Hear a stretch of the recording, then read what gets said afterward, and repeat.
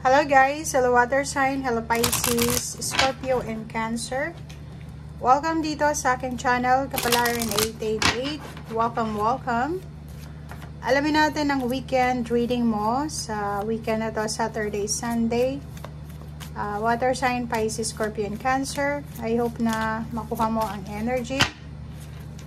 Gamitin mo ang iyong intuition guys para alam natin na yung message na yun is para sa'yo talaga.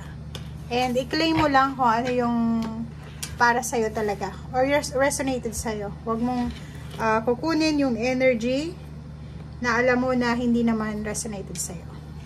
So, ang importanteng numero sa'yo sa 2 days na to is number 3, 35, 8, 12, 3, 7, 9, 10. Okay. First card natin is number 12. Meron na magandang balita. Merong posibleng magandang balita na matatanggap ka sa weekend na to. Or nakikita ko sa'yo dito kasi mga birds to eh. Pinag-uusapan ka siguro. Okay? So may mga group ng individuals. Hindi natin alam kung positive or negative yung pinag-uusapan nila tungkol sa'yo. But ang nakikita ko sa'yo dito, pinag-uusapan ka. Ikaw yung topic ng buong barangay, ng buong pamilya mo, o kung sino-sino man itong mga taong ito. 7 of Diamonds, nakikita ko sa'yo dito na may posible din na good news na parating sa'yo sa pera na hinihintay mo. If ever naghihintay ka ng pera, trabaho, source ng income, or help, or kung ano man to, financially, sinasabi ng barahan na posibleng matanggap mo yung message na to sa weekend na to. Number 35, nakikita ko sa'yo dito na yung iba sa inyo dito is nagta-travel. Pwedeng nasa travel kayo ngayong weekend, or yung iba sa inyo dito is may kailangan puntahan, may pinaplanong movement, may pinaplanong progress sa kanilang buhay. Sa usaping pera din, if ever may mga issues ka sa scarcity, mga kakulangan sa pera or mga problema sa pera, sa weekend na to, wala kang masyadong iisipin kasi nakahang muna siya. So, hindi ka muna may stress, walang stress sa pera dito. If travel plans, nakikita natin na parating na. So, kung may hinihintay kang visa, papeles, dokumento, plane ticket, schedule, interview, exam, or kano pa man, malapit na siya. On the way na siya, papunta sa iyo. Okay, thank you.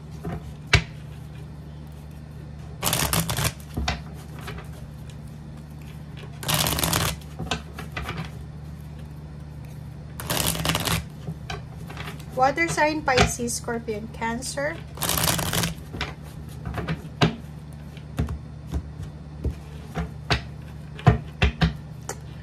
Okay. First card natin dito is King of Swords. Kailangan mo ng focus sa weekend na to. So, ibig sabihin, may gagawin ka siguro. Sobra kang magiging busy. May kailangan kang i-prioritize. Sinasabi na hindi mo dapat sayangin yung oras mo, yung energy, yung vibration mo sa mga bagay-bagay na walang kwenta. Okay? So, make sure dito sa barahang to na huwag mag-aksaya ng oras, like sa pakikipag-usap, sa pakikipag-chismis, or parang i-save mo yung energy mo sa mas maganda, mas stable na balita. Ganon. Meron kang King of Wands. Sinasabi ng barasa dito na may iba sa inyo na busy-busy sa kanilang trabaho. May kailangan silang tapusin, may kailangan silang i-rush, may kailangan silang, ayun na nga, tapusin. So, nakikita ko sa'yo dito na sobra-sobra yung pagiging workaholic mo ngayong weekend to. Okay, so nakikita din natin dito na yung focus mo is trabaho. Yung focus mo is makapag-ipon ng pera. Yung focus mo is lump sum. So, wala ka talagang sasayangin na oras. Lalo na kung business person ka, may business ka, freelancer ka, or self-employed. nakikita ko sa'yo dito na kailangan mong magpakaabala kasi sayang yung oras, sayang yung panahon. And the more na magtatrabaho ka siguro sa self-employed ka, the more nakikita ka ng malaki. Okay? Next card is, ang temptation mo lang sa weekend na to is yung tamarin ka. 'Di ba? So, iwasan mo sa weekend na to yung temptation na gugugulin mo yung lahat ng oras mo sa pakikipag-usap online, pakikipag-chat, pakikipag-call. Alam mo yun? So, if ever man, may oras kang konti, magpahinga ka. Pero, yun na nga yung nakikita natin dito. Ang focus mo is makapag-trabaho, matapos yung mga dapat tapusin, and para kumita ng malaki. Mayroon ditong paparating na pera. Okay? So, it's a confirmation dito sa ship na to na number 3 and number 10, completion. Ano man itong hinihintay mo, it's harvest time. It's either, yun nga, lump sum of money, inheritance, or kano pa man. Okay? So, dahil sa paparating na perang yan, sobra-sobra yung excitement na mararamdaman mo. Okay? Sobra kang excited, sobra kang motivated. Diba? The more na, parang nakikita natin dito sa water sign, the more na kumikita ka ng malaki, the more na nagiging mas motivated ka. The more na sinuswerte ka, the more na sipag ka. Okay? Nakikita ko sa'yo dito na sobrang tipid mo sa weekend na to. Wala ka sigurong, yun na nga, wala kang sasayangin na energy, wala kang sasayangin na oras, wala kang sasayangin na pera. Kasi, yung focus mo sa ngayon is makapag-save ng malaking halagang pera. Parang na-trauma ka na sa mga nasayang na pera for the past few years. So, parang nakikita ko sa'yo dito, lahat ng kikitain mo or lahat ng kinikita mo, sinisave mo talaga siya. Iniipon mo talaga. Temperance, para daw makaipon ka or para maiwasan mo yung overspending, talagang kailangan mo ng temperance. Kailangan mo ng sobra-sobrang pasensya. Okay? Iwasan mo din, if ever na hindi naman importante, iwasan mo yung pag-window shopping or pagpunta sa mall para mag-shopping or parang ganun. Pwede ka naman magpalamig kung nasa mga init kang lugar. Pero yung pag-shopping, kailangan mong iwasan. Isang sitwasyon, isang decision making, yung gagawin mo, parang lalabas ka sa comfort zone mo, may susubukan ka, may pinaplano kang subukan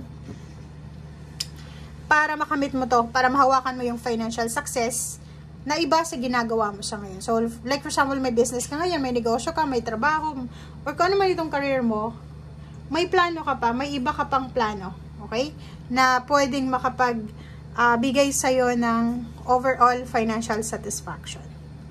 Meron din ditong iba sa inyo na dahil sa pera or siguro napag-isip ka na kailangan mong hanapin yung trabaho na mas stable yung sahod. So, nakikita ko sir dito na may binabala ka din na paglilipat ng trabaho, paglilipat ng lugar, company, or pagbabago ng career or business. Yun, di ba? Mahahanap mo yung bagong source ng income mo.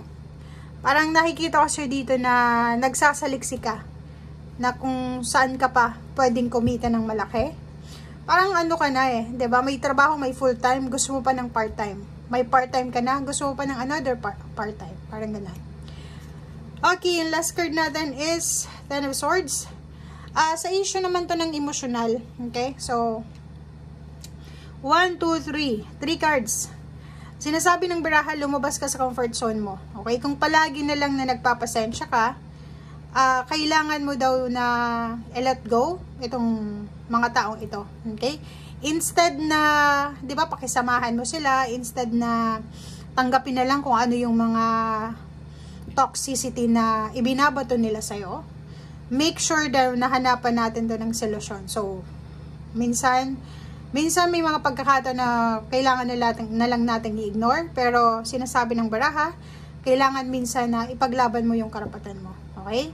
Kasi alam mo minsan, pag hindi mo pinatulan, iisipin nila na ayos lang sa'yo, paulit-ulit ka nilang sasaktan. So, dito sa barahang to, it's either you leave it or not. Or it's either ipaglaban mo yung karapatan mo. Or it's either pabayaan mo lang sila na ulit-ulitin yung ginagawa sa'yo. Okay? Thank you guys and see you again. Bye!